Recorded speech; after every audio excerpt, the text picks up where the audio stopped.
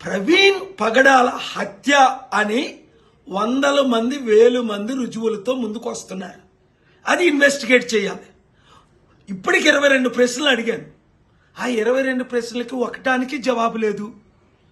ప్రవీణ్ తాగుబోతూ ఆయనే తాగేశాడు, పోలీసు ఆయన్ని పట్టుకున్నారు అంటున్నారు.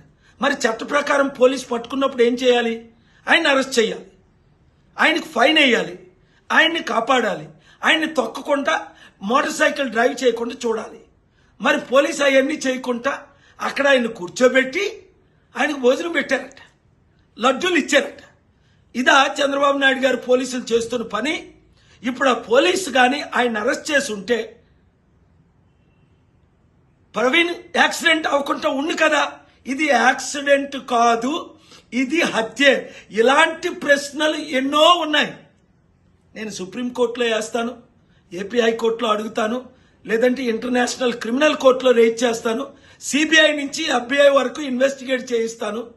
ఇవన్నీ నేను చేయక ముందే సత్యం బయటకు వచ్చి ఆ పోలీస్ ఆఫీసర్ ఎవరు, అక్కడ ఉన్నది అది ప్రవీణే కాదు అని తన సొంత సిస్టర్, తోడబుట్టిన సిస్టర్, 25 సంవత్సరాలు కలిసి పెరిగిన సిస్టర్ చెప్తుంది. సిస్టర్ మాటలు నమ్ముదామా? ఈడెవడో కల్పించిన పోలీస్ యాక్టర్ నమ్ముదామా?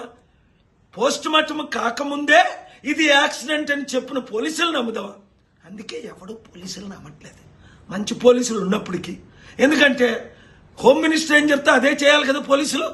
లేదంటే వాళ్ళు ట్రాన్స్ఫర్ చేయరు, లేదంటే వాళ్ళు ప్రమోట్ చేయరు. ఇదే జరుగుతుంది. అందుకనే కోర్టుల మీద, పోలీసుల మీద ప్రజలకి నమ్మకం పోయింది.